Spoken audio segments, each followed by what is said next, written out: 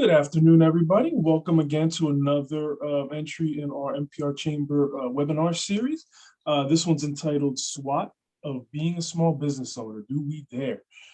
So our guest today, Maria Cintron, the co-founder of Causa Local, will go over SWOT analyst techniques, among other things. But before we get started, as always, if you're not following the chamber, if you already are, stay tuned to our calendar. You can visit us on social media or nprchamber.org. Take a look at our calendar. We have one more webinar in this series with Ana Maria, and probably more in the future coming. So stay tuned. We got a lot of great stuff coming in January and Q1 2022. I'm covering various topics. So again, just visit our website, subscribe to our newsletter, and stay up to date on all those great things. So we'll just get right into it. So we will this will be more of a conversational type of webinar. Feel free to ask your questions in the Q&A sections, and we'll get them answered live. And then we'll go from there. So without further ado, I'd like to introduce you to Ana Maria Cintron, the founder of Causa Local. Ana, thanks for joining us. Salud. Qué rico estar aquí con ustedes hoy. It is great to be here today. So I'm just, on the last week we talked a lot about Causa Local. I'm the founder, what we do, etc. Right? We're focused on non-traditional access to capital, right? But today we want to talk about the real life, also about a small business owner, and just tips and tricks that you should ask yourself and you should consider when you're in this and this trip.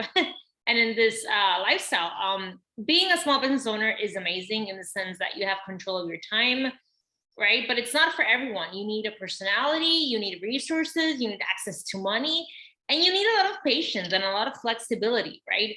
But and I really want to touch the point about the flexibility. Because everybody's like, you're so cool, you're your own boss, right?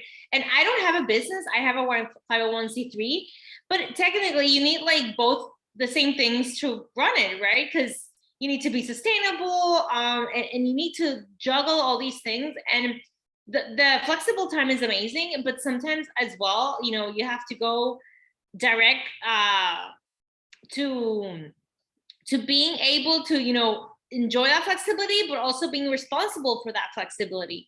So sometimes you have to juggle many things, but you're probably thinking, okay, so SWOT. I don't know if you're all familiar with that type of brainstorming model, that it's a great tool to use. And basically we talk about the strengths, the weaknesses, the opportunities, and the threats. And it's one of my favorites for everything, right? Sometimes you're juggling many decisions, but today we're going to kind of focus on being a small business owner, right? So what are the strengths that you have to have when you're starting, or what are the strengths that you have that you don't even recognize you have, right? So I think the most important part, or it's your idea, your product, your service, right? Because there's a lot of back-end complications that happen when you're running a business, right? Documentation, taxing, financial statements, marketing, and many of you, maybe you're focused on your idea, on your service, or on your product because you're the owner or you're the founder, right? And that's amazing. Actually, pat yourself in the back, because it's very difficult. But running a business is not only just having an amazing service or cooking an amazing cake, just to give you random examples, right? It's about how do you get that idea and how do you sell it? So I think one of the strengths definitely is your idea, product, or service. And then let's talk about people, right? You are going to want to be doing everything by yourself because you're on this roller coaster. And I say it because it has happened to me, right? To me and many of our small business owners. It's because you're like, how do I delegate to other people what's on my mind? Right? And if I can step in real quick, I can say that's one of the hardest things I had to learn, is that you want to control every aspect of it, because they might not know how to do it my way or this or that. So I'm still learning that, and I think that's a great point. I just wanted to get that out. And that's once you can get to that point that you're willing to let let go of some of that control, it's a game changer. So thanks for bringing that up. Yes, and I think it's not only because when I started, I was a one-woman show, literally. Half of a woman show, the other half was on my real full-time job that pays the bills, right? And it was very difficult because how can you just copy your brain and delegate, right? In corporations, we're used to seeing bosses delegating to other employees because everything's a little bit more structured, right? But when you're starting something and you're going crazy, it's not that easy to just, put it out there, what you're thinking, what you're dealing with, and what are your needs. My suggestion is wake up half an hour earlier than you would, take that piece of the morning and literally just think of your priorities and what do you want to deal with during that day, and delegate from there. When you're starting, it's very difficult to try to do these long-term plans because you're juggling many moving pieces, and it will change. So maybe take half hour, right, and to deal with that. But believe me, people are your best friend. People are your greatest strength. Maybe at that point, it's not employees, but maybe it's mentors, it's friends, it's donors, it's your own customers. They need time. So even if it's super difficult, try to get time to dedicate it to growing that network around you. And then that takes me to time, right? We're juggling so many things. Identify priorities. Sometimes you get lost in your to-do list, and do not do that. It will cost you money. And it is so, so important to set that time to identify priorities for the day, for the week, for the month. Maybe there are things that, can wait, but there are things that can cost you the closing of your business, So you really need to juggle those priorities. Another one that's my favorite is the networking, which I mentioned when I mentioned people. Opportunities are everywhere, and that network, it's so important. Maybe you're really, really tired that day and you have to go to that event, but you don't want to go. Not going can cost you, right? And that's not only, I'm talking about things that apply to businesses and to nonprofits as well. You never know when in that event is the next biggest opportunity, or you're gonna meet that vendor that is gonna give you the best price, right? And help you with the cash flow. So honestly, I know we're all really tired. COVID sucks. We're dealing with a million things, but networking is super important. One thing, Anna, real quick, yeah. one thing about of course, no, interrupt me. Yeah. When it comes to the networking, that's one thing I learned is that you'll never regret going. You'll always regret not going.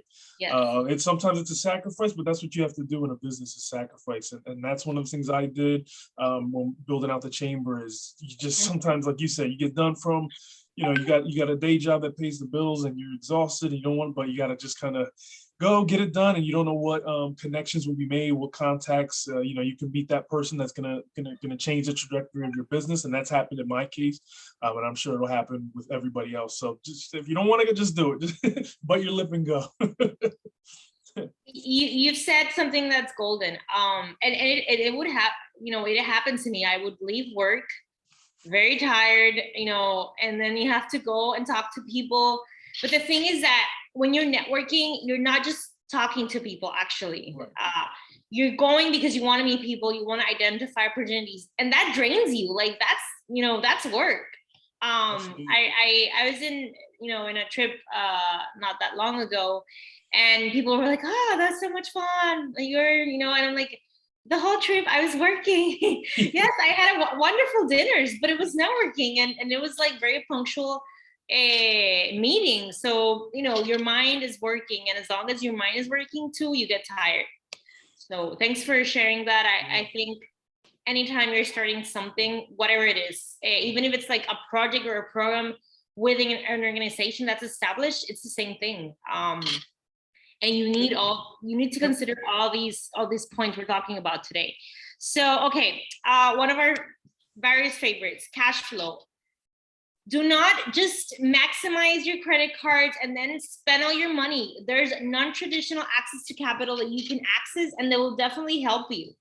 And I say this because I bet that 80% of our small business owners that we meet through Causa Local are like, I spent all my money. No, you shouldn't have done that.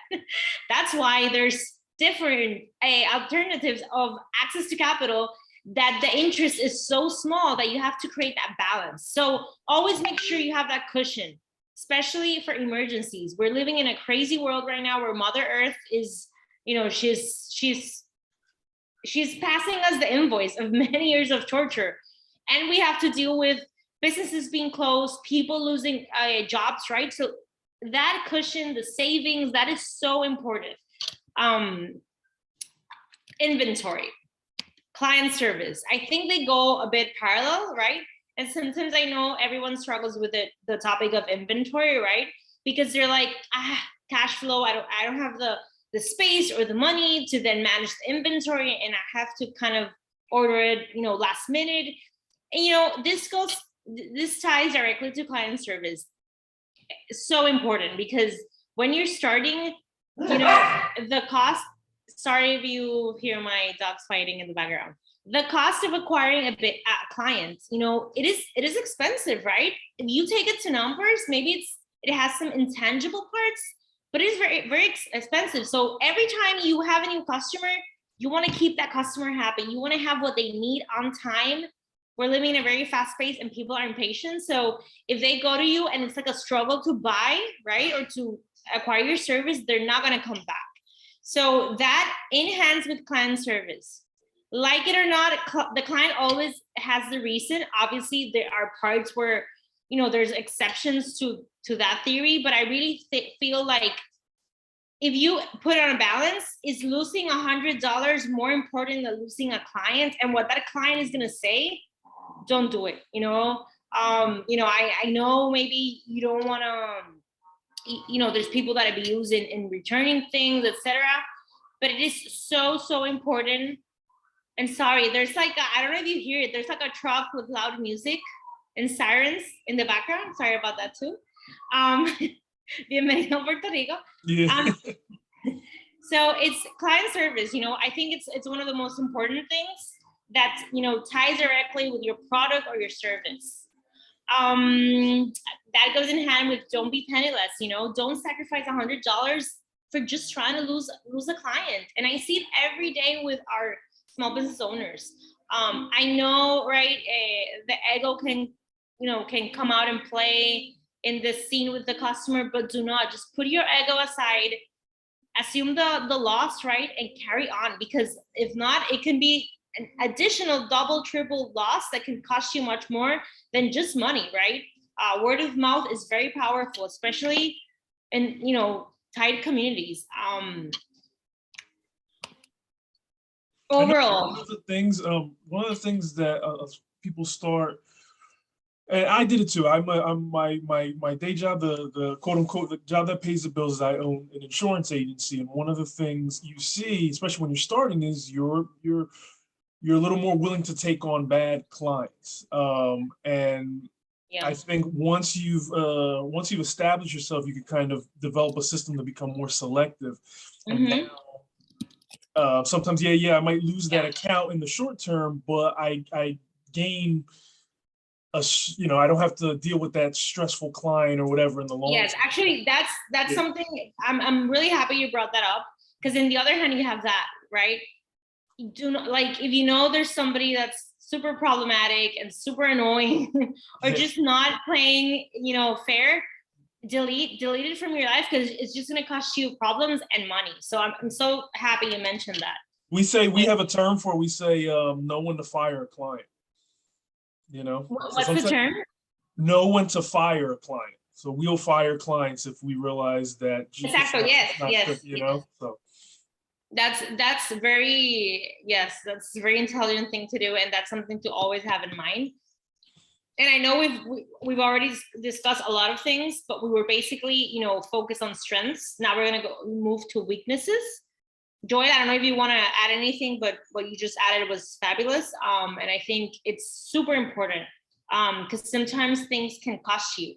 And not only you stop receiving income, but many problems with clients can cost you. So you want to keep that troublesome clients away. So just to recap, very important when you're starting or when you're growing or simply just surviving, product, service, client service, cash flow, and inventory. So then let's move to weaknesses.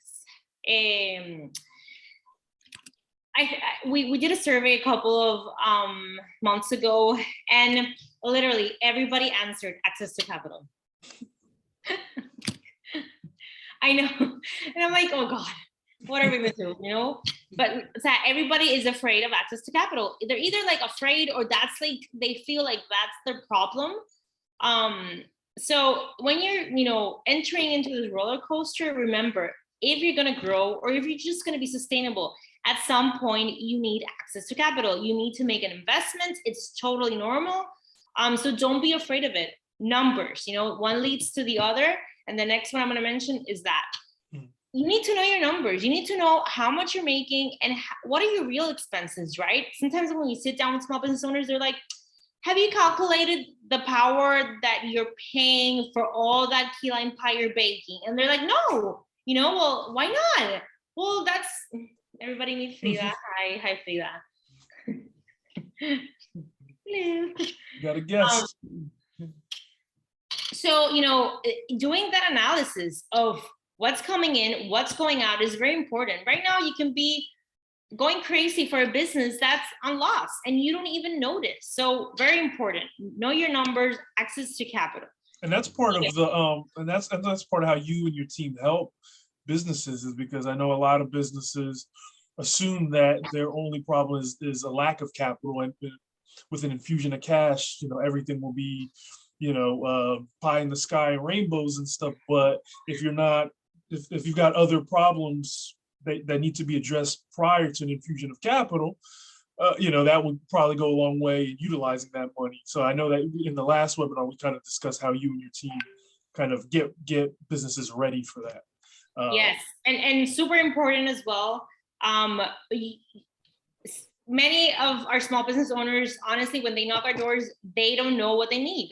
Right. They think they need 5,000, but then they realize that they can apply for 15K, they can receive 15K, they can invest 15K, repay the loan earlier, right? If the investment goes good and they start generating more money. So that concept is so important.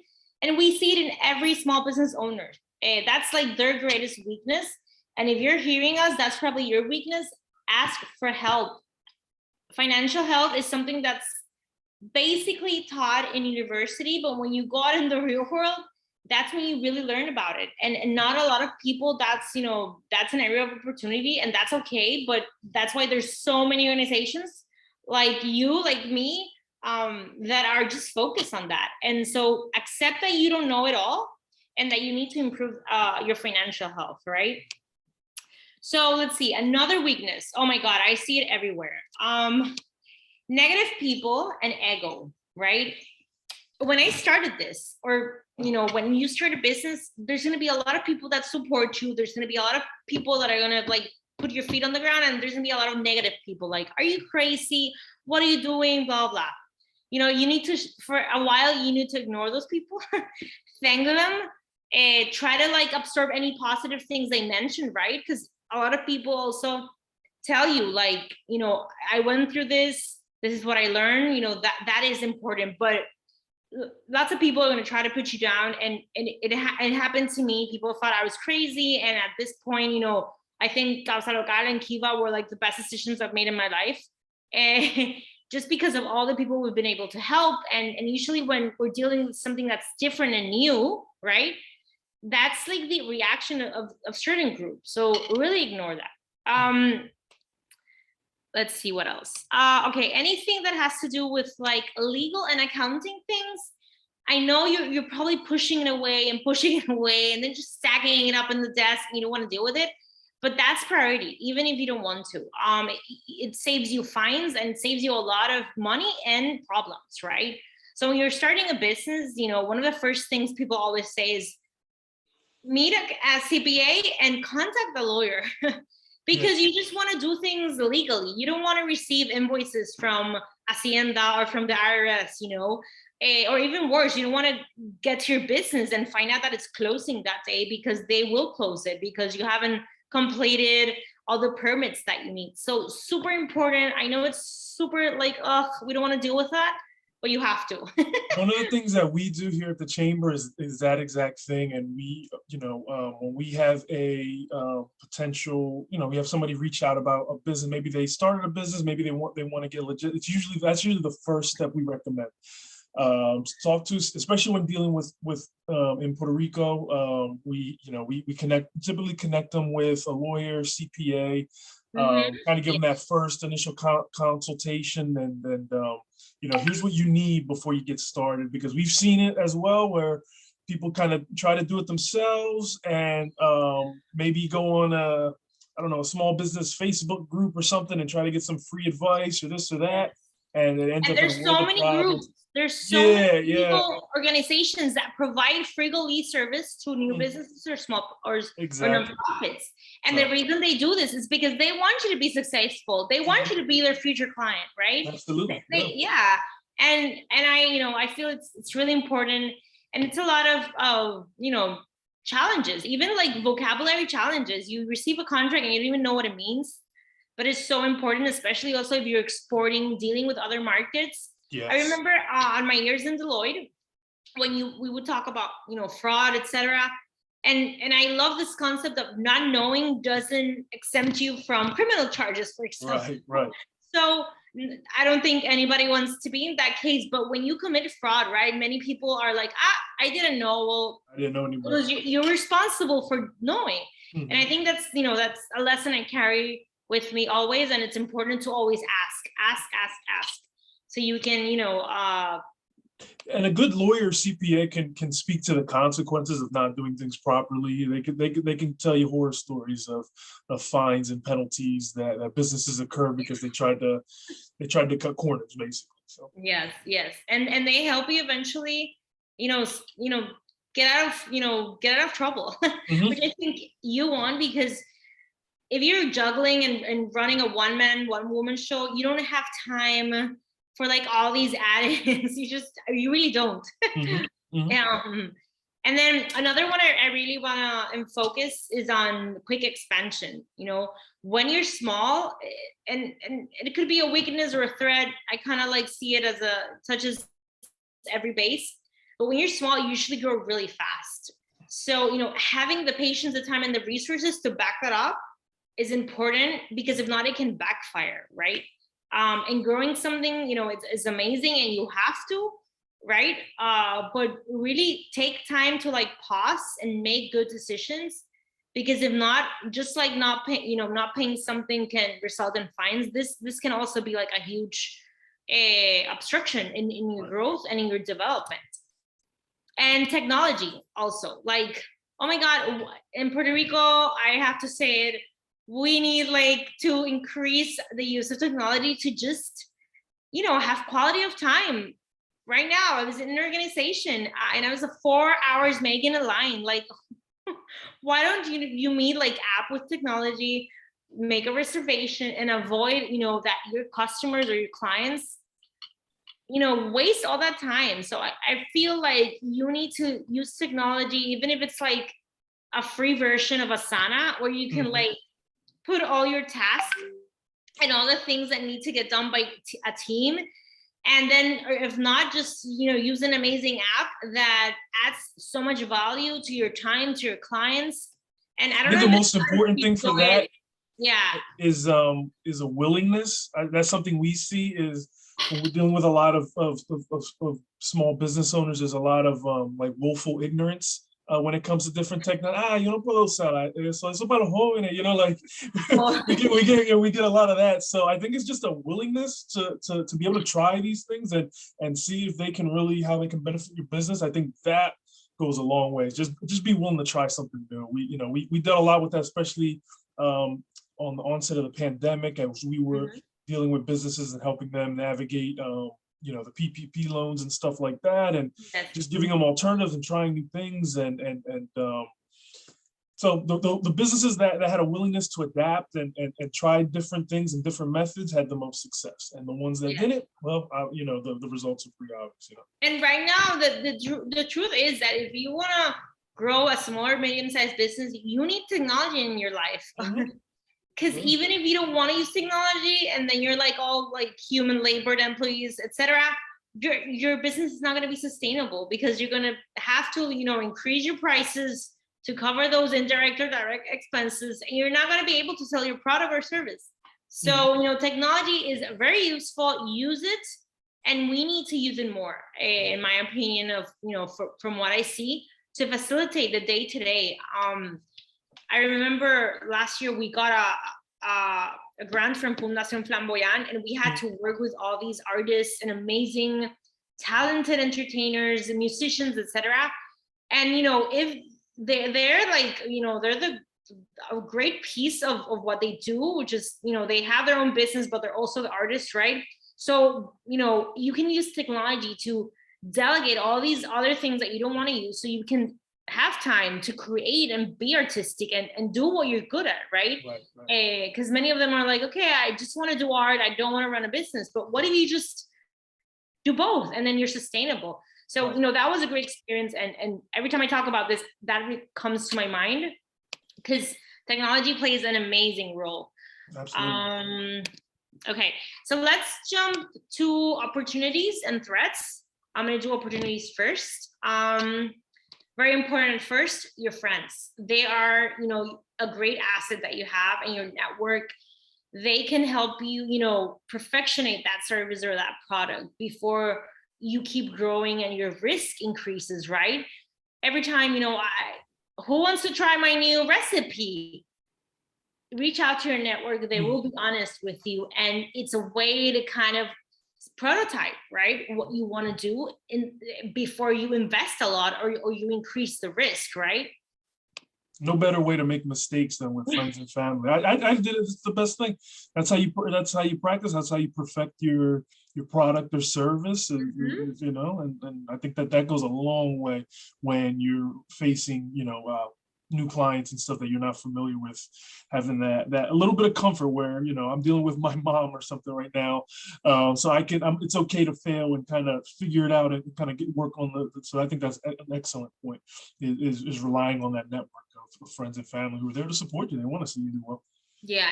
And you may think you're doing a great recipe, and then they're like, not really. So, at the end of the day, you need customers. And that's a great way to prototype a service or a product. So I love this one. The next one I'm going to talk about is one that somebody recommended to us, actually, and I've seen how local small business use it to promote. So it's contest, right?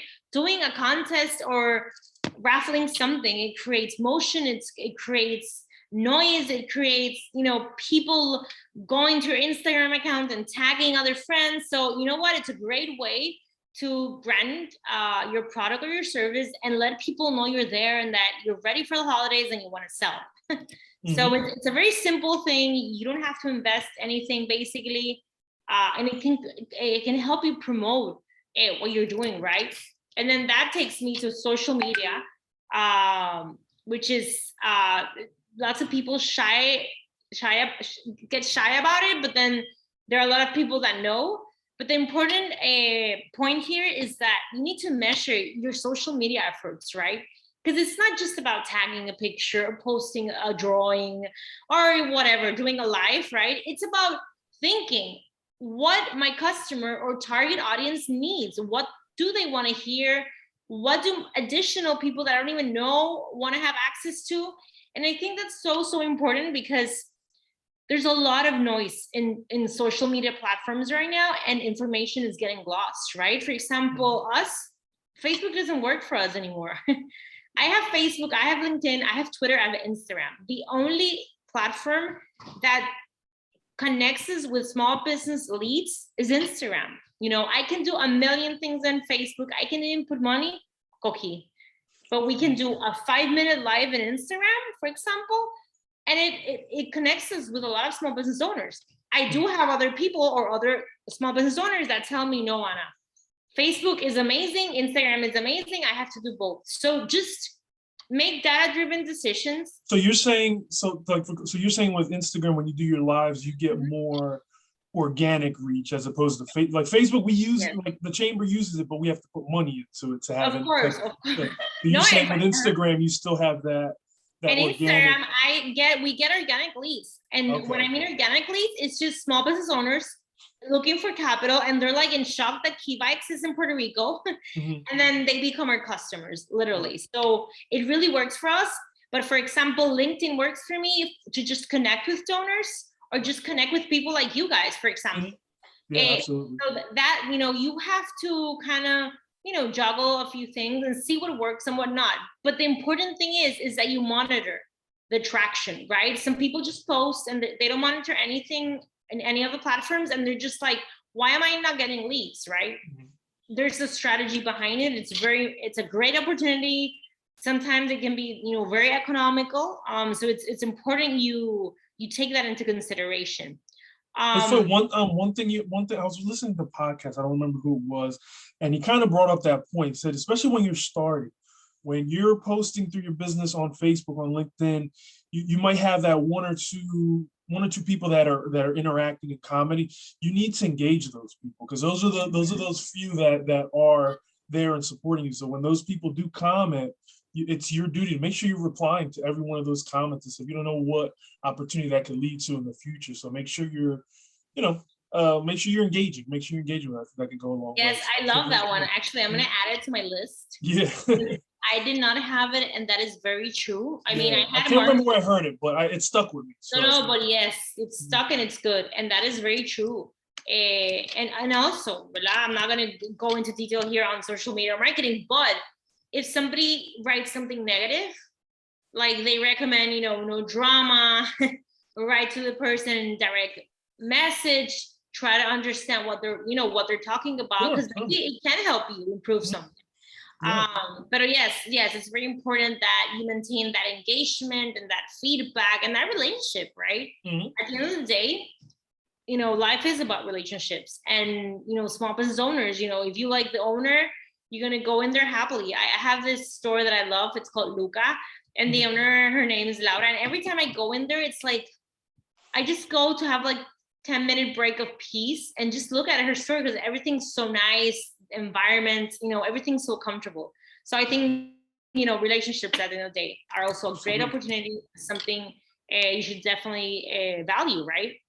So let's jump, to threats. Oh my God, we've had so many threats in the past year for everyone, but natural disasters, lack of emergency plan. It's very important that you have an emergency plan. It's very important that even if you're a one-woman or one-man show, you're not the only one who has access to the things in your job or your small business owned company or organization, right? If God forbid something happens to you and nobody has access to anything, then the show can't go on. So I think this has always stuck with me, because I used to be an auditor and I would audit emergency plans. But it's so important that you find that buddy in your workplace, even if it's one of your employees, an advisor, that they know everything, about what you do and your role in the organization and in the small business.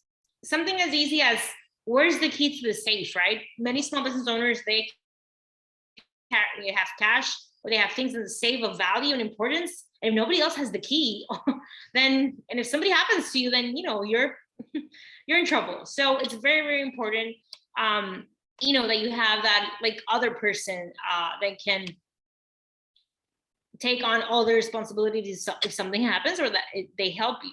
And also just, sustainability plan. I know, we've had earthquakes, hurricanes, COVID, pandemia, and I know it all comes down to like just having extra cash, but have an emergency plan for a natural disaster. It's a very important. Protect your assets, make sure you're updated with your insurance company. Many people forget to get insurance, and not that the insurance is going to cover everything, but try to minimize a risk, and probably when you're in a situation where your life or your business is in threat, you will probably be able to navigate it better. So one thing that we saw, and one thing that's kind of, you brought up insurance, so that always gets me talking, because that's like I said, that's what pays the bills. One of the things we saw especially after the pandemic, is when there was a shift between business owners where maybe had a location, an office, a place where they produced their products. When the pandemic happened, they were shifting towards home office, that's something you need to check with your whoever your agent or whatever, because a lot of times we saw that where there was that exposure where people weren't covered for running a business through their house or vice versa. So with all that switching and changing of dynamics, it's something you want to make sure you don't have any exposures there and potentially have something that's not covered. So that's just my little insurance advice there for you. No, very important. And then you know where you have all these things, right? And you know, even if it's a folder online or you know, or just a box you keep all these things, although you know, my recommendation is that you detailize everything and it will make your life easier. But yes, it's very, very important. So, you know, for today, that's what I have for the SWOT analysis of things to consider when you're beginning to start a business or when you're growing a business. And I want to leave a little time to talk about a great new, you know, partnership we have with Verizon and LISC. You know, LISC is a national nonprofit. Verizon, you probably have all heard about them. They're a tech, communications, electronic, you know, door company. And they're really interested in helping small business owners with all the things we've talked to today, right? And we have a campaign with them, and we want you to connect through a platform and through a link I'm going to share very briefly through the chat, and register with them, and you will have access to this amazing platform that they are growing, right, and improving. And it facilitates many things, right? And such as you have access to different educational webinars, right? Like, you know, the one we're doing today, but on different topics, different industries. So something I really like about them is that when you register, you have to answer a few questions, right? So, and they tailor the resources that they think you will need to your profile. And then you have access to all this continuous learning. You have access to expert coaching, right? To talk to different professionals with a lot of expertise in your industry or in whatever topic you want to talk to them about, right? That's of your interest. There's a huge peer networking opportunity because you have access to all these other small businesses and all the people in your network or community that maybe you don't even know. So that part, I was in love with it, because sometimes, you know, okay, we have Facebook, we have Instagram, but if somebody really doesn't push us to connect, you know, we may be able to even connect with a neighbor that lives next door to us, and we don't even know they live next door to us, right, if it's not because of the platform. So, you know, it's that one's one of my favorite, and you have a lot of incentives as well. There's an incentive running for the month of December, and if you participate, you get a chance to win a 10,000 cash grant. So who doesn't want $10,000 right now? I know I would love it. I can't apply because I'm a nonprofit, but all you businesses out there, you're listening to us, you can definitely apply. And I'm going to share the PDF through the chat, but you can always, you know, ask us for it or try to get it through Joel. Yeah, we'll get it out to everybody who registered. We sent it out to our small business. Yeah, you sent it out yesterday, which was amazing. Thank you. We got it out there. Is there a deadline on that, or is it like pretty much it's an ongoing thing? What they're doing is this month they really want to get to a lot of small business owners, because what they're trying to do is that they created this amazing platform, but they want to make sure it's addressing everyone's needs. So they launched this opportunity to win the $10,000 during December to kind of like accelerate that. So yeah, try to do it this month. Who knows that maybe they extended, right? We have a goal to reach 1 million small business owners. So because it's very important that you register, you use the resources, and feel free to give feedback, right? Absolutely. This is done for all of you, and we just want to hear what's going on in your heads. Are we meeting expectations? Are we covering needs? So it's, you know, they're on their prototype stage, and they want to keep growing, and the goal is to reach 1 million doors. That's awesome. That's really amazing. And again, we'll make sure to get it out to everybody who registered.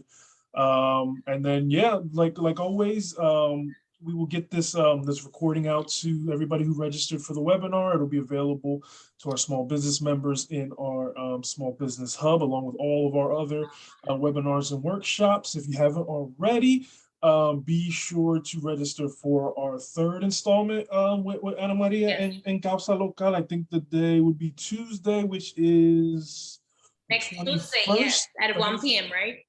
Yeah, at 12 p.m. Eastern and then 1 p.m. Puerto Rico time.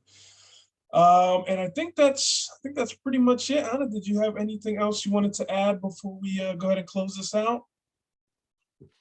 I need for all of you to go right now and review everything we've said. If you have questions, just contact us. Contact Joel, contact me, and go register to see if you win $10,000.